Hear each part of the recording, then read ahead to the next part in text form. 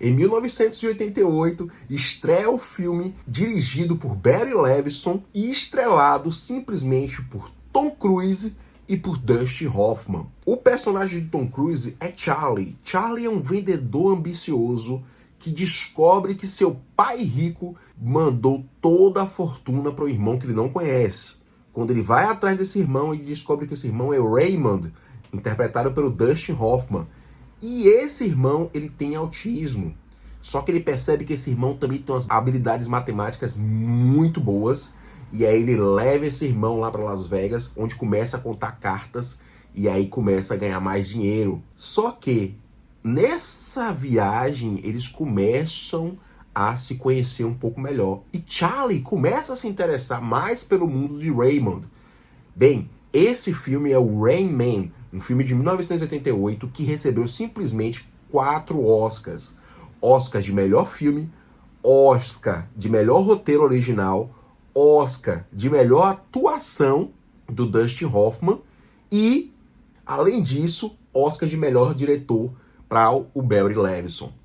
Curiosidade que esse filme ele ia ser dirigido por Steven Spielberg, que nesse momento preferiu dirigir A Última Cruzada lá do Indiana Jones. Foi uma boa escolha também, né? Esse filme ele passou a ser uma referência quando se fala de autismo no cinema e em séries. Além disso, uma série que foi lançada pela Netflix, série original que foi lançada em 2017, que foi até 2021, é a série Atypical, que conta a história de um jovem com autismo que vive os dramas da família, os dramas na escola, namoro. Então você consegue entender um pouquinho dessa vida de uma pessoa com autismo. Além disso, outra série muito aclamada é The Good Doctor. The Good Doctor, ela foi baseada em uma série sul-coreana. Engraçado que os norte-americanos, é uma série norte-americana, né? E que copiou aí uma série sul-coreana. Foi transferido os direitos. E essa série, ela fala sobre um residente que possui autismo, um residente médico que possui autismo, e ele vive os desafios de ser médico e também de ser autista. Perceba que tanto o filme Rain Man quanto essas séries, eles falam sobre autismo.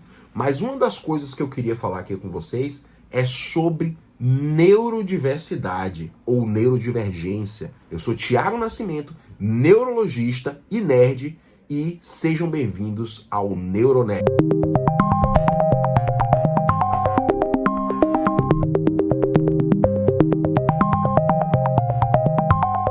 Neurodiversidade se refere às diferenças neurológicas que podem existir entre os cérebros. Então, muitas vezes as pessoas têm desenvolvimentos cerebrais diferentes. Dentro das condições que fazem parte dessa neurodiversidade, não está só o autismo, como eu falei anteriormente. Eu falei do autismo, mas existe o transtorno do déficit de atenção e hiperatividade, existe a dislexia, existe a síndrome de Tourette, e muito mais fazem parte desse espectro. Então, neurodiversidade é entender que existe o neurotípico e o neuroatípico. O neuroatípico é justamente esse cérebro que não é típico, que tem um desenvolvimento diferente. O neurotípico seria, entre aspas, o padrão, o que o pessoal chama de normal, o normal é um conceito muito relativo, né?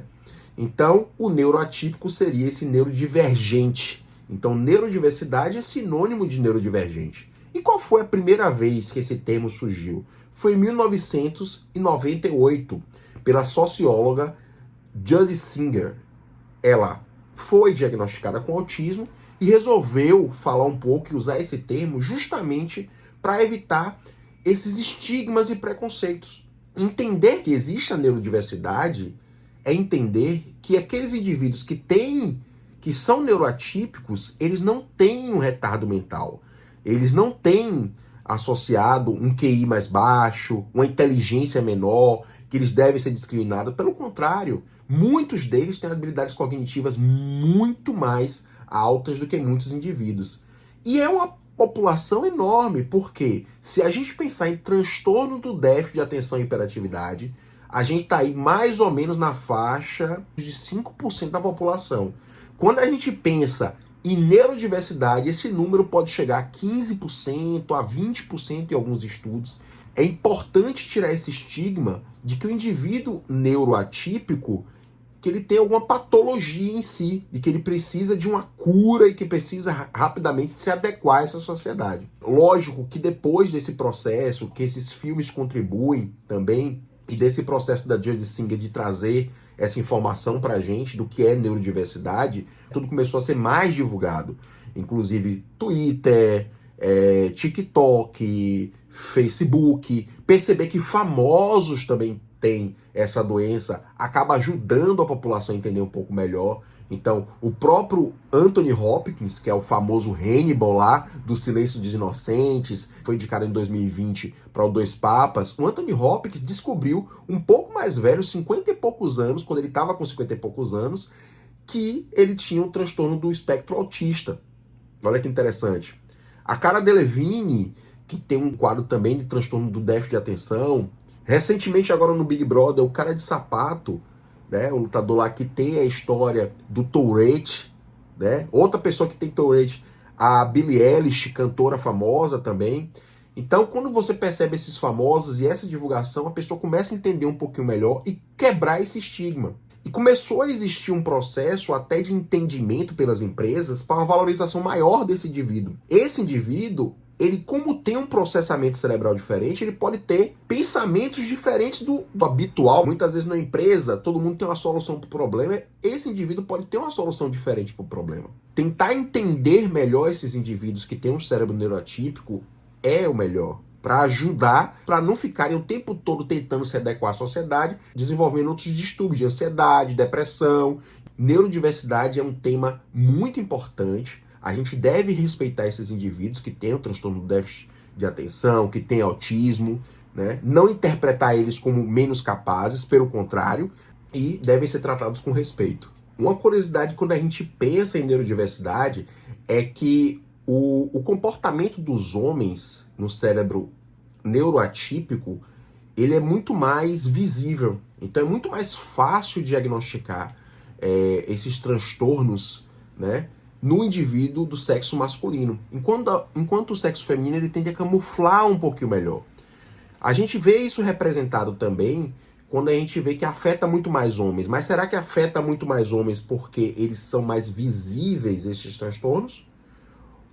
E as mulheres são mais subdiagnosticadas? Então esse é um questionamento que fica, mas quando a gente olha a literatura, a gente percebe que esses transtornos são mais comuns, geralmente, em homens. É importante conhecer sobre neurodiversidade e ir conhecendo sobre o transtorno de déficit de atenção, o autismo, porque você consegue ajudar familiares e pessoas próximas a se compreenderem um pouquinho melhor. Muitas vezes essas pessoas estão passando por outros transtornos que são a consequência. Elas não são a causa, elas são a consequência. Quando é percebido que o indivíduo é neuroatípico mais precoce, mais intervenções positivas podem ser feitas. E muitas vezes as necessidades de cada indivíduo devem ser individualizadas. Muitas vezes aquele indivíduo que tem dislexia, que é justamente a dificuldade na leitura, ele não consegue associar bem as palavras, esse indivíduo precisa de um tempo maior para fazer uma atividade, ele precisa de atividades com um tempo mais fracionado. Então essas condutas e atenções específicas de ter uma equipe multidisciplinar muitas vezes, de ter uma equipe com psicólogo, com psiquiatra, com neurologista, pediátrico, com psicopedagogo e psicólogo vão ser muito importantes para essa intervenção inicial desse indivíduo. O problema é que muitas vezes isso passa e às vezes só lá na fase adulta o indivíduo descobre que é um neuroatípico. Antes de mais nada, gente, gostaria de agradecer muito as inscrições que vocês têm feito aqui no canal. Se não se inscreveram ainda, se inscrevam no canal, compartilhe esse vídeo com alguém que você sabe que vai gostar desse tema, que vai curtir também. Deixem sugestões nos comentários e até a próxima semana.